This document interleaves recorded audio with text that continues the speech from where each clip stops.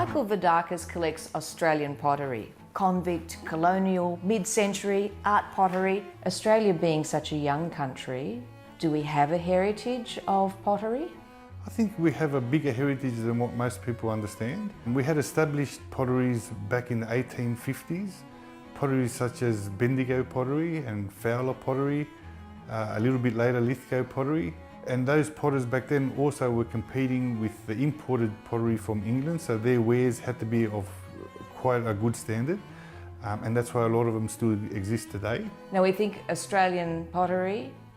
What about Australiana? You can't get more Australian than the waltzing Matilda. No, you can't. Downunder Pottery, which was based in Marrickville in the 1950s, produced a waltzing Matilda jug, which had a musical element on the base, which would play the waltzing Matilda tune. So Michael, here are the gorgeous waltzing Matilda jugs. How do they work? It's quite simple, Claudia. They've got a toggle underneath that you wind up like any wind-up toy or musical box, and when you simply pick it up,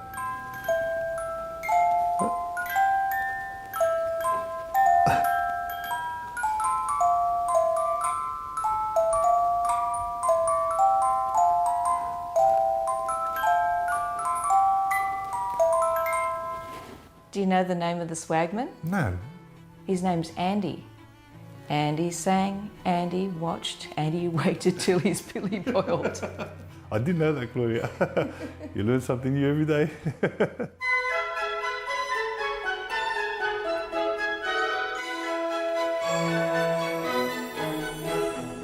Michael, this Grace Seckham collection is just delightful. And I was looking at one of the kookaburras.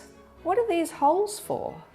That's what we call a flower frog, and people used to put flowers in them. Oh, lovely. And this marking here, Australia, what period does that tell me? That tells us that that's from the first period of Grace Seckham making pottery, which would be early 1930s. Grace Seckham used to paint each one individually. A hallmark of her kookaburras especially, which also makes it different from the reproductions from Japan in the 1960s, is the purple on the wings. So if the kookaburras are all hand-painted and have little purple pieces on their wings, is there anything distinct about the koala? Yeah, most definitely. A lot of times people can tell a Grace Seckham piece by the eyes, and also she used to always ruffle up the ears, which make them more animated and more lifelike. One of my favourite pieces is a piece called The Seven Little Australians, which is this piece here. Not a common piece that you find every day. You also have a very moving collection of pieces by diggers. Yeah, I collect from a pottery that was called Disabled Soldiers. It was set up by the Red Cross in 1921 for the returning soldiers from the First World War, many from Gallipoli, that had disabilities, to give them a vocation and to give them something to do in their future. Claudia, this is the sign for the Disabled Soldiers pottery. As you can see, it's a cross with a DS and the pottery running through the middle.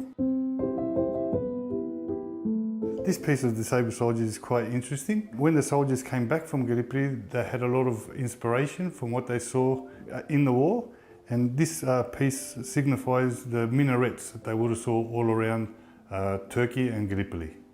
I think just the fact that they are the original diggers makes them quite significant and quite special to our country. Michael, is there a holy grail for you? Is there the piece you just die for?